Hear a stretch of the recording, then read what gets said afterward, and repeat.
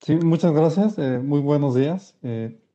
Después de la introducción, yo les voy a hablar un poco de la parte, bueno, de la parte atmosférica del Sol y de la actividad relacionada con ello. Yo me dedico principalmente a monitorear esta actividad y ahorita les voy a hablar un poco sobre las consecuencias y los fenómenos asociados a este estudio de actividad solar. Entonces, bueno, para comenzar con esto, bueno, cotidianamente es como nosotros vemos o vemos el sol o bueno, cuando volteamos repentinamente, lo vemos así, un resplandor de luz que nos parecería ser bastante común, bastante insignificante. Sin embargo, cuando estudiamos un poco más este tipo de fenómeno y estudiamos un poco más el sol, nos damos cuenta que es algo, es una estrella bastante compleja y tiene distintos fenómenos asociados a ella. Entonces, realmente cuando nosotros estudiamos esto, lo vemos de la siguiente forma.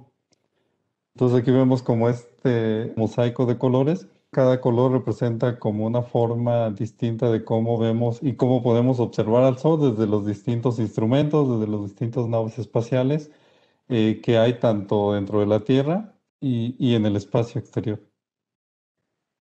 Entonces, esto nos sirve porque, bueno, cada color representa cierta estructura, cierta parte del Sol, y eso nos sirve para entender mejor qué es lo que está pasando en la parte atmosférica, que es en la parte donde todavía alcanzamos a ver. Entonces, lo que les voy a hablar un poquito hoy, esa era la motivación general para que, bueno, se den una idea de lo que realmente puede ser complejo, de los fenómenos que pueden estar pasando. Entonces, yo les voy a hablar un poquito sobre la estructura del Sol para motivar todas estas consecuencias que pueda haber en la parte exterior.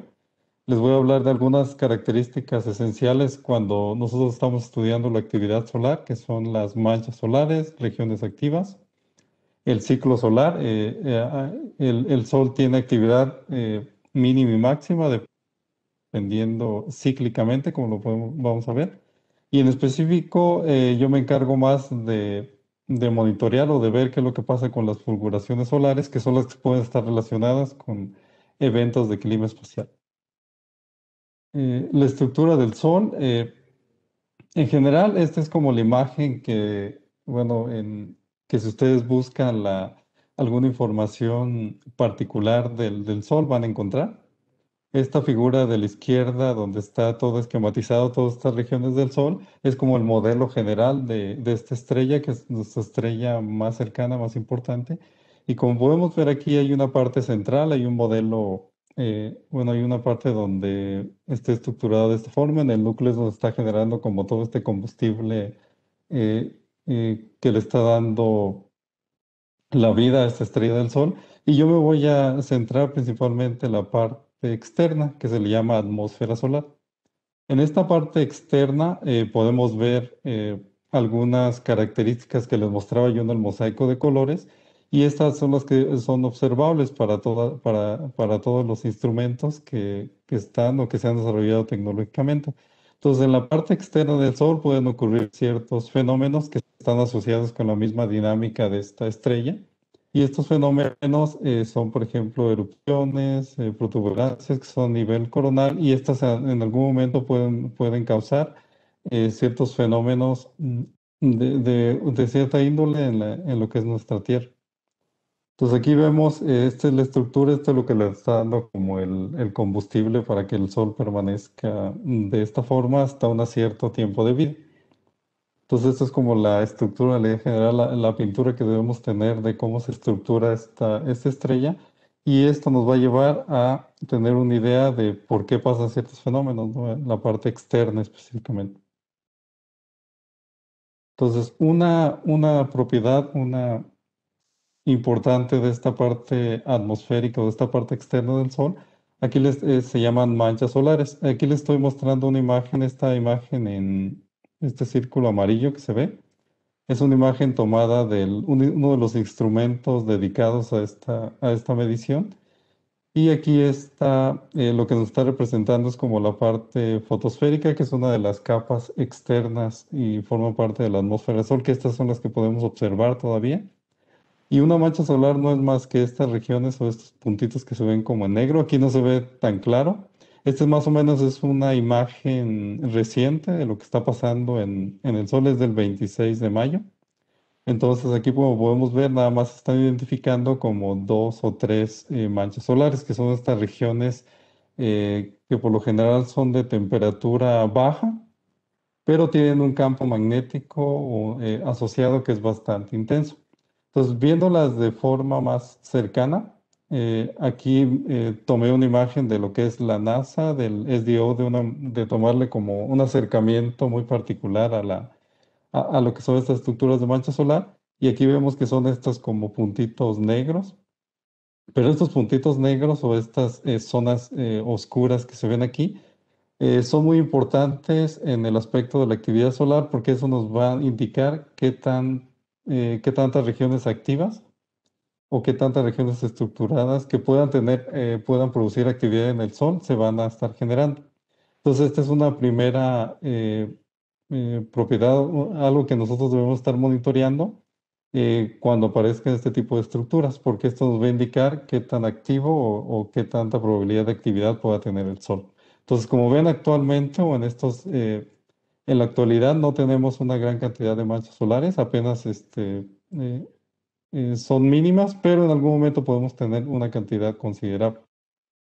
Otra estructura asociada a estas, a lo que anteriormente les expliqué como manchas solares, son las regiones activas. Y estas regiones activas, igualmente aquí les muestro una imagen tomada de este instrumento que es el Solar Dynamic Observatory, que es uno de los observatorios que está constantemente vigilando toda esta parte de la estructura del Sol a diferentes colores, ¿no? A diferentes colores, y esos colores representan alguna característica particular de lo que se está observando. Y aquí las regiones activas están asociadas a una mancha solar. Su característica aquí visual es que se ven como unas regiones brillantes. Esto es como de manera general, de manera muy simple, lo podemos ver, lo podemos entender. Entonces, en algún momento se puede ver que el Sol está lleno de estas zonas brillantes. Estas zonas brillantes obviamente son algo más complejo, pero nosotros lo podemos distinguir así para entenderlo. Hay un conjunto de estas cosas que son manchas solares y estas van a tener asociada una región activa que aquí lo podemos ver, estas zonas brillantes. Si le hacemos un acercamiento aquí en esta imagen que le estoy aquí apuntando, se ve esta estructura de las manchas solares mucho más cerca. Y esta estructura de las manchas solares me puede generar a nivel más extensión, a nivel más de la atmósfera, este tipo como de estructuras brillantes que a su vez están asociadas con una como estructura de bucle. Entonces estas estructuras de bucles tienen propiedades físicas particulares que lo que va a hacer que en algún momento me genere una cierta explosión y esta explosión va a ser como una explosión de liberación de energía. Y esta liberación de energía puede tener, bueno, tiene ciertos elementos asociados como partículas, etcétera, que eso en algún momento puede causar algún daño, principalmente a los sistemas tecnológicos, como ahorita lo voy a explicar y como más adelante lo van a explicar los demás compañeros que van a explicar específicamente algún tema. El Sol no siempre tiene un número de manchas solares asociadas. Hay un ciclo, el Sol tiene un ciclo que se llama el ciclo solar. Entonces, aquí les muestro una imagen tomada esta imagen lo que cuenta es el número de manchas solares con respecto al tiempo. El número de manchas solares es estas regiones oscuras que se ven como puntitos cuando vemos esta imagen. Entonces, aquí como pueden ver, el número de manchas solares tiene un ciclo y aproximadamente el ciclo es de 11 años. Entonces aquí podemos ver que bueno, el ciclo anterior, que fue del 2010 al 2021 aproximadamente, que es lo que estamos este año, fue el ciclo 24. Y ahorita estamos empezando el ciclo 25 y como ven, este es como lo que se predice para este nuevo ciclo y hay algún momento en que el número de manchas solares puede ser máximo. Entonces, ¿qué implica eso? Que cuando tengamos un número de manchas solares máximo, va a haber más regiones activas asociadas y por lo tanto puede haber mucha más actividad del Sol. Entonces debemos estar monitoreándolo constantemente, debemos estar atentos a qué es lo que se puede producir cuando lleguemos al máximo. Entonces, aproximadamente el máximo se predice para 2025, más o menos, 2025-2026. Entonces, en ese año estaremos esperando un máximo solar. Aquí les muestro cómo sería la diferencia de ver las manchas solares cuando hay un mínimo y las manchas solares cuando hay un máximo. Entonces, cuando hay un mínimo podemos buscar estas imágenes. Por ejemplo, esta imagen amarilla que les mostraba y se va a ver prácticamente limpia. Pero cuando hay un máximo solar se van a ver aquí llena de puntitos o de estas regiones oscuras. Y estas regiones oscuras por lo general se van a estar ubicadas a lo largo de lo que es esta parte. Y cuando estén ubicadas a lo largo de esta parte como del disco solar, es donde debemos estar atentos porque puede ocurrir un evento relacionado a una región activa que esté apuntando directamente a nosotros. Entonces ahí es donde más debemos tomar en cuenta esto. Y este es un diagrama de mariposa, representa eh, esta como ubicación o distribución de las manchas solares. Entonces, ahora sí, en la introducción que les dio el doctor Américo, les habló de estos abrillantamientos. Estos abrillantamientos están relacionados principalmente con las regiones activas y se le llaman fulguraciones o como explosiones solares, ráfagas solares. Y estas ráfagas solares no son más que una expulsión tanto de partículas o de energía que se da por un cierto mecanismo físico que está asociado con el campo magnético, con el magnetismo que está en la parte atmosférica del Sol. Entonces, estas fulguraciones liberan partículas, liberan a grandes velocidades y se puede ver, por ejemplo, aquí les muestro una imagen representativa de cuando ocurrieron distintas fulguraciones solares asociadas a las regiones activas. Y esta, si no más me equivoco, fue en el 2017, en septiembre del 2017, que fue cuando eh, tuvimos una actividad bastante considerable. Después de mucho tiempo, el sol como que despertó.